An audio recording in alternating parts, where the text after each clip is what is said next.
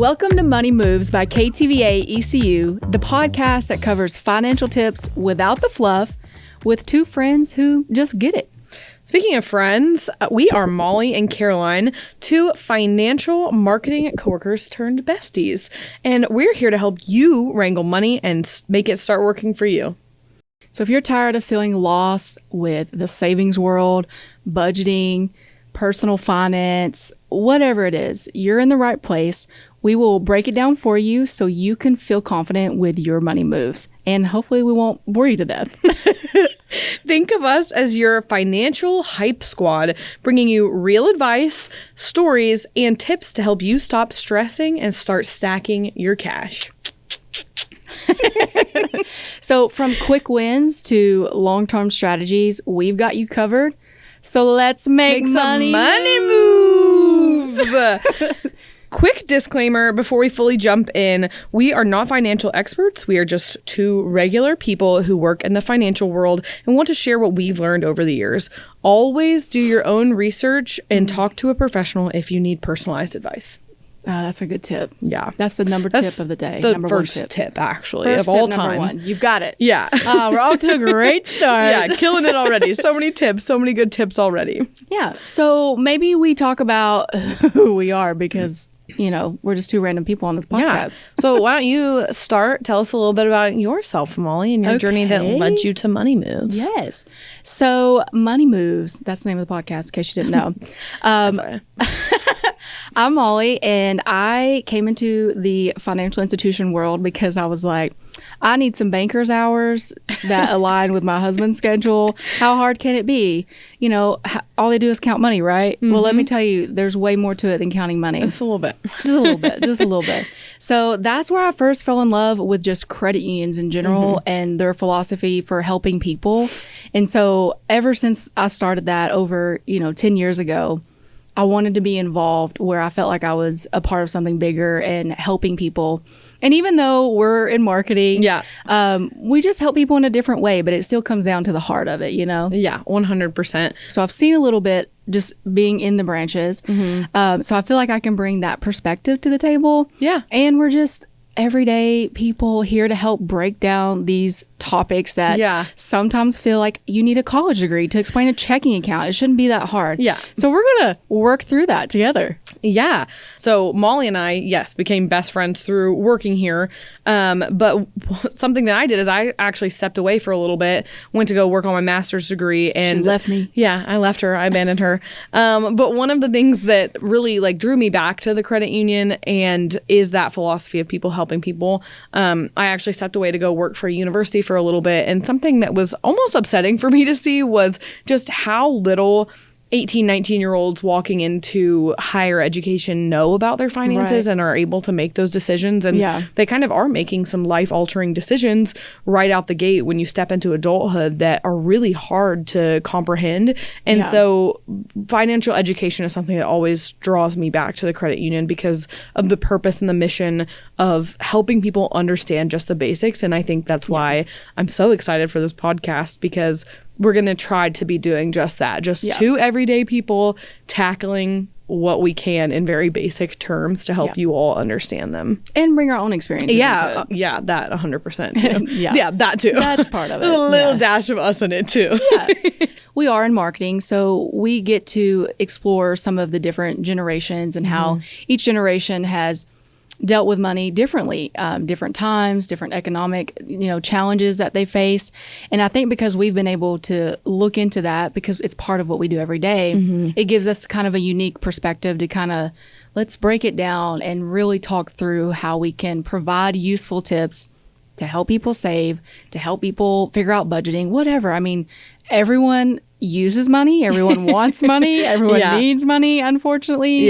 So it's just a very real topic, I think. And I think it puts us in a perspective where we can talk to people where they're at. I think kind of moving into our episode topic for today, we were actually privileged enough to be working on ETSU's campus a couple of weeks ago. And it was just so neat to speak to a younger generation directly about their finances and about their money and what are the questions that they have. So I think that kind of propelled us forward on this journey. And we're really looking forward to kind of meeting people generationally where they're at talking about these things. So I think that's another thing that we wanted to, why you should listen to us. Right. That's it. So great. Yeah. We care. The people behind the scenes care. Yeah. And we have some perspective that we want to provide. Yeah, just a little bit. I think one thing that you mentioned was, we got to talk to the ETSU students. And even though different generations experience financial challenges differently, it's still kind of all the same. Yeah. Like when we were talking to the students, the same things that they were talking to us about, food, spending money on food. And wanting to learn how to save or establishing credit. Those were all things I was asking at that age too. Yeah. So like, while each generation is different, the heart is kind of the same of like what they're facing. Yeah, I completely agree. I think it was really interesting to like hear them. I think the thing that was so funny to me was hearing them say food over and over and over, because I was like, man, I remember being in college like literally almost 10 years ago at this point, and just being like literally same struggles. Yes. Times haven't really changed. Today too. Yeah. Like, we're still today to do. So anyways, let's get into this a little bit. So we went to ETSU. We had the opportunity to work at ETSU campus, and we got to talk to some of the students. So we interviewed them, and we're going to share with you one of the interviews that we did, just a little snippet, and then we're going to dive into it. So let me pull it up here, and we'll watch it real quick. Yeah. So my first question for you is, what is a money topic that you wish you knew more about? Let me go first. I would say saving up before college, like while you still like young, because honestly that would have helped a lot with like the whole process of coming here, because honestly it's a lot going on with tuition. I wish I had all that money that I spent on food and all those stuff. If I was on that, I would have been saving up. Yeah, but other than that, I would say, they tell us a budget now, but honestly if we would have started saving a long time ago, that would have been way better. But yeah. How do you save when you're literally just starting out? Like you were just at the very baseline level of your journey with savings. And I think the perspective of a young person stepping out on their own for the first time or preparing to go to college for the first time, what are actionable steps that you can take to start saving? To actually start saving, yeah. So one of the things that I always struggled with when I first started saving was everything seemed very intimidating. Like I didn't have $50 to throw in my savings account every month, or even $25 at that. Yeah. I remember my first paycheck was like $250 and I was like, where did all this money go that I made? And so it was overwhelming. And so for a long time, I didn't save because I was like, I can't. I have too many things I have to pay for. But then finally, I discovered this product at my local institution, and a lot of institutions have something similar where you round up by using your debit card. So you swipe your debit card at a transaction you're buying. So if you're buying food, because we know everybody's buying food, it rounds up to the nearest dollar and puts it like into a separate account. So it's not in my checking account. It's not something I still can swipe away and keep going. And back then I thought, okay, a couple of cents. I can do that. I can do a couple of cents. And so slowly that account started growing. And at TVA Credit Union, they have the Sensible savings account that does just that, where you swipe your card and it rounds up. And it's just like, you don't even have to think about it, but it's just so achievable because it's those bite-sized cents. Because sometimes even $5 can be a lot when you're just starting out. Oh, 100%. I completely agree. I think that's one of the first things I started to do to start saving as well, was to open one of those Roundup or Sensible. I think my actual first Sensible account was here when I started my first job here. So it's just such an easy way, and it really does stack up so fast, and you don't even realize it. So I completely agree. I think that's a great one. Yeah, I love it. What about you? I think one of the things looking at a college student that I did, which I also didn't realize this until I started working here, but I love our coin machines so much because when I was in college, when I was in college, I had a coin jar, probably like emptied it out twice, and each time I did it, it was $100. So my tip is collect your spare change. I know that that might sound crazy. Yeah. But when I was in college, I went to one that had a fee. So it took out a certain percentage of your money. I remember that. However, look at your local financial institutions. Say that 5 times fast. Yeah, financial institution. Anyway, look at them. And some of them, just for your membership, will not charge you anything to submit your coins, your spare change. So I think that's a huge one, is just making sure that you're collecting that. And it does add up over time, too. Does. So not me, keep like, a coin jar. counting my coin and rolls. Do you even know what that is when I say counting coins? Yeah, I used to do that when I was in. My dad used to make me do that. He used to hand me all of his coins and be like, "Okay, roll them up. I gotta take them to the bank." I'd be like matching them. Like, now you don't even have to do that. No, it's so Bring it in. nice. Yeah. The coin jar, I think, is like the physical version of the roundups that we're talking about with debit cards. Yeah. So whether you're a cash person or a card person, there's an option for each one. Exactly. And I think I was surprised by the amount of students on campus who were using cash. Me so too. that's why I wanted to point that one out, is like, don't just let them stay on a dresser. Put them in a designated location. They will add up over time. And then make sure when you go cash those in, that you're taking and able to take full advantage of that by making sure that someone's not taking a percentage out of that from you. Right. So Yeah. Yeah. Another way to save. exactly. It's like double savings. Yes. So one thing that I did, like, after that was like my starting point, like, get this little sense. Let's start small, baby. Yeah. So once I got that down and felt pretty confident about it, my next thing was like just starting small.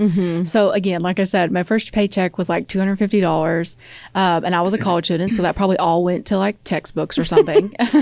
And I decided, okay, let me just pick a number. Let me make a little micro goal and then go from there. So when I first started, it may have only been $5 or $10. That could have been a week, a month. I don't know. But my point was I want to get $10 in my savings account. And then once I met that threshold, I then would up my goal. So now I want to get $50. I still use this tactic today with my savings. I get to a threshold and I don't want it to fall below that. Yep. And it's in my savings. And in fact, it's in a high yield dividend bearing savings account. So it's making a little extra for me. But I just keep creating new micro goals and I don't let it fall below that threshold. And like I said, I still do that today. Yeah. I think building off of that too is when you're starting out and putting that somewhere else, that's helpful as well. So like whether it's a sub account off of your checking account or it's at a completely different institution, just getting it almost out of sight, out of mind, so that you're not tempted to go in there and spend it at that threshold, or that it's just sitting in that same account and you're like, well, I know this $50 is my savings. That is gonna backfire. You're probably gonna go ahead and spend that. So I say one of my tactics on top of that, Molly, because I agree, starting small, is take it away from your spending account. Get it away from there. Put it somewhere else. I still have to do that. Like if it's in my checking account, I'm going to spend it. That's my money I get to spend. Oh, 100%. So I have to move it out. And I was actually talking to my nephew the other day. I was like, you can create multiple accounts at the credit union. Like they offer multiple accounts. You can name them whatever you want. Vacation, I don't know, trip, whatever, savings just in general. And you can separate it. I know a lot of the students we talked to on campus talked about the envelope system. Yeah. You can create a digital envelope system. And that's basically kind of what you're saying. Envelope systems and the digital enveloping is like literally what I do, both for my bills and for my savings accounts. Yeah. So like I have it broken down into a lot of sub accounts, but that just shows you that you can customize your accounts to literally however you need to utilize them. Like honestly. Yeah. Just make them what you need them to do. Yep. What about you? What other tips do you got for the people? Well, the other tip that I have, I feel like it's not really a hot take, but it's just not fun. And this is to make sure that you are organized when you're going shopping for groceries, for food, for cleaning supplies, for all that stuff. Make a list, stick to your list. And then also, this is just me, but when you're really looking to squeeze your budget, to save money, to like start, like let's say you're like, I want to cut down my grocery spending by $10 so that I can go ahead and start my savings account. Look around for grocery deals and go to where the deals are. one of the things that I've been preaching literally to my friend across the table is go to Aldi. It's the cheapest place to get groceries, and it'll save you so much on food going out. And going in with a plan of attack is like the first step. And then also, I was also talking with Molly about this literally right before the show started. I get all my cleaning supplies at the Dollar Tree because nobody needs to. It doesn't matter what you clean your house with. Doesn't matter what you clean your dorm with, as long as it's getting cleaned. Like, and that's my philosophy. You don't need to be paying $10 for your cleaning products. No, I'll pay $1.25 and it works just as well. Let me tell you, verified. Yeah. So my tip is just, sometimes I think we get a little hung up on name brand stuff, name brand items. Yeah. An area that you can, if you're really feeling pressured by society to like have the certain jacket, have the certain shoes, okay, get that. But where you can cut is in some of the household items that you use behind the scenes. And that's just like maybe a random advice for savings, but like nobody cares what boxed mac and cheese you're eating at midnight when you're studying. Like nobody cares except for you. And if it tastes bad, then okay, go with the name brand. But nobody cares about that. So that's an area that I wish when I was in college I would have saved in, because I was like, I have to go to Kroger with my friends, and we would do like the late night Kroger runs. I'm like, I should have been sticking my quarter in the Aldi shopping cart and going there. So that's one of my tips as well. Go in with a plan. And nobody cares about brand name food items. Doesn't matter. It doesn't matter. Yeah. I think one thing too is I think you got to decide like what you're willing to do non-brands on and what you want to do name brands on. I saw a TikTok the other day of this lady who, like, one of her things, like, she wants good skincare, and skincare is expensive. Yeah. So what she does is anytime anyone asks her what she wants for her birthday or Christmas, she only asks for those skincare products that she likes so that she can still get the quality that she wants and use them without having to spend a fortune on them throughout the whole year. So I thought, oh, that's a good idea. Yeah. I love people ask, I'm like, I don't know what I want, Yeah. Agreed. I always know exactly what I want, though, Of course you do. Of course you do. I keep a running Amazon list. I'm like, oh, that's nice. I shouldn't buy that for myself. And so I put it in a little Amazon list, and then my husband and I share it, so he always knows what to get me. That's a good idea. Yeah, actually, that's a tip in and of itself. If you're an Amazon overspender, that is a good one. Make your little lists and just stick them in there, and it makes you feel like it's somewhere, but you don't have to buy it right away. For some reason, I'm like imagining you know how like long ago kids would get like the catalog books and like circle the items they want for Christmas. Literally. You still do that as an adult on Amazon? Yeah, but I do it digitally. Yeah, I do. And my husband gets an alert every time I put an item in there, so he knows. That's smart. Yeah, he knows. Buy this for me, please. Yeah. Okay, let's like move into our new section. The next section. This is what I'm so excited for. I've been waiting to pick up this dang penny. I've been waiting. Okay. All right, tell us about what we're going to do. This is for our segment called Coin Toss. And Coin Toss is a segment where we're going to flip a coin to see who gets to share a surprise story. So either Molly or I will share a story. These can be real life scenarios like savings or a credit card confessional or a save and splurge hot take. Maybe even a money myth busting session. A little money myth bust. Only the coin will decide which host gets to have their choice. For the focus of the flip. And if you lose, what happens? You have to share, this isn't honestly like a bad thing to get if you lose, but if you lose, you have to share your weekly money win with the class. Okay. So preparing now in case I lose. Heads or tails? Let's dive in. Okay. Heads. Okay. I feel like I've been yapping. I'm like, you can yap if you want to. No, you're good. You got it. Take it away. Okay. What are we going to do? So I feel like you've definitely heard of this because it's been the talk of the town here at work. And this would be, we're going to myth bust something, and it is the Chase money glitch. The infinite money glitch that's going around TikTok. Do you know what this is? So you saw all the TikToks going around of the people with the negative account balances? I'm not going to say anything, but... Yeah, okay. Yes. So I'm going to read a little bit about it. It's, what is the Chase bank glitch, for those who don't know? According to a Reddit thread, one user summarized the Chase bank situation by saying people would deposit a check from their own account into their own account. Chase would then make a percentage of that deposit available. People would then withdraw that percentage amount available and spend it. Another Reddit user answered this question on what the glitch was by just saying, today TikTok learned about check kiting. So do you know what check kiting is, Mollie? I do know what check kiting is. You want to speak for the class? So check kiting is not new. It's been around forever since checks. Yeah. And it's funny to me because this scenario that's happened, it's not funny. No, it's not. Fraud, let's back it up. Fraud is not funny. It is a felony, straight up. It's a felony. It's a felony. Let me straight rephrase. Up. I take it back. I retract that statement. What I'm trying to say is I found it interesting because like you don't hear of people, especially younger audiences, using checks as often anymore. So that's probably why they thought it was a glitch. Like, it's a glitch. So when I first saw it, I was like, man, I haven't like check kiting. I mean, it does happen still, but like checks have been around forever. So you heard of it more often, back in the day. But anyways, check kiting, let's talk about it.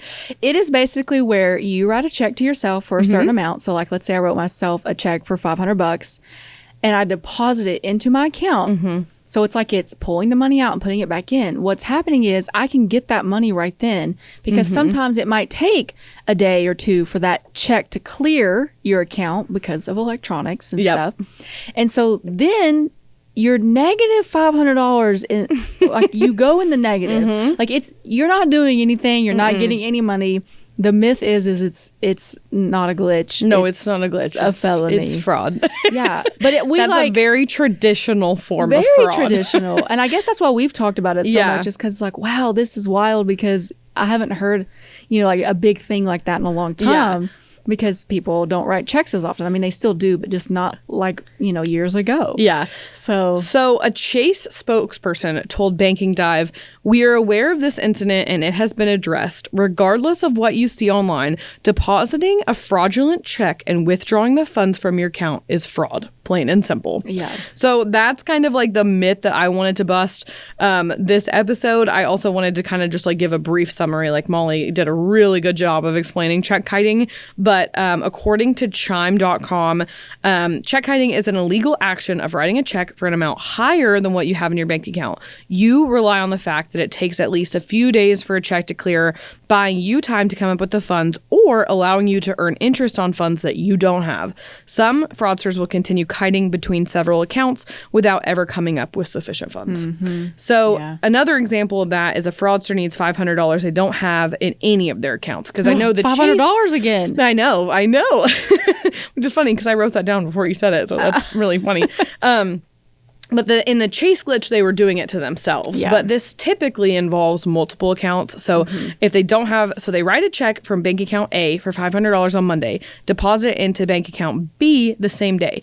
On Tuesday, they withdraw the full $500 from bank account B and use the funds. On Wednesday, the fraudster comes up with extra funds and quickly deposits the $500 back into the bank account A before the check can be returned. Yeah. So that's typically kind of how check kiting functions. It is very illegal and you will get caught. It is one of the most basic ways of fraud and you will 100% get caught. It's very easy to track this. Yeah. So don't do it. Do it. So check kiting, why the name? Oh, this is interesting. So check kiting gets its name from the idea of floating funds, similar to a kite floats back and forth with nothing other to support it than the air. Oh, would you look at that? Yeah, that is also a definition I got from chime.com. So that was a good one. I thought that was really nice. Check kiting. Yeah. Interesting. And then another question that I was seeing is like, okay, so why are these holds so long on checks? Like, why is this able to happen? Banks and credit unions are legally entitled to a few days to hold your check before they clear to make the money available to you. The primary reason that they do this is to literally validate them and ensure they're authentic checks. So like, it's kind of interesting that this whole method of fraud has happened because of a way to validate the checks. Right. So in the Chase situation, it's very interesting to me because not only are they fraudulent checks, which will probably be penalized upon, but they're also committing fraud on top of the fraudulent checks. Like it's all like it's a big circle. It's a big thing in check kiting, and that is just so interesting to me.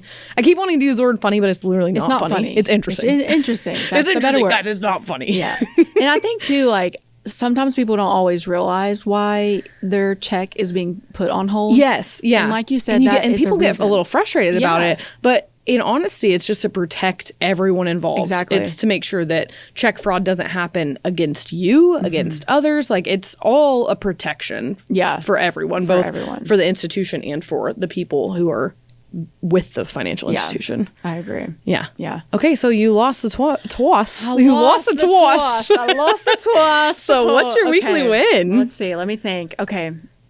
A weekly win. I can't even talk. Gosh. They weren't jumbled. Okay, let's see. Oh, I know what I'll say. Okay. Because you were talking about Amazon earlier and it kind of sparked this in my mind. Yeah. So my weekly win is that I recently had an item that was in the TikTok shop that I had added to my cart.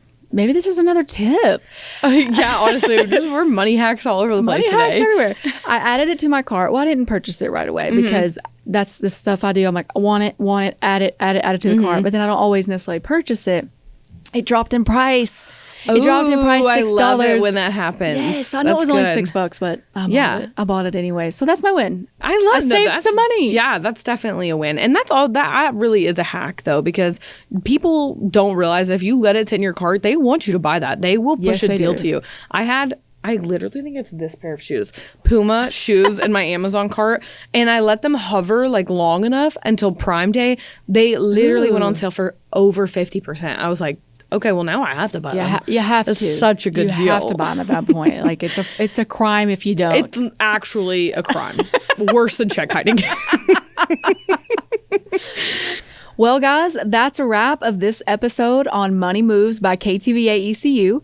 We hope you feel a little more confident in your savings journey. If you're just starting out or you've been doing it for a while, hopefully we gave you some good tips to get you started. And if you enjoyed the episode, don't forget to subscribe to our channel, like this video, and share with a friend because we want everyone making the best money moves that they can. Absolutely. And if you have any questions or you want us to cover a certain topic, be sure to send us an email at podcast@tvacreditunion.com. And don't forget, submit a weekly win if you want us to read your weekly win to that same email.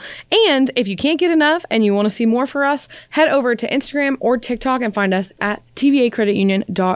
Oh, nope. Close. Just TVA Credit Union. Just TVA Credit Union. That's wrong. It just rolls off the tongue. Yeah, TVA Credit Union. Yeah, it's good. Well, thank you guys for joining us. And until next time, keep making those money moves.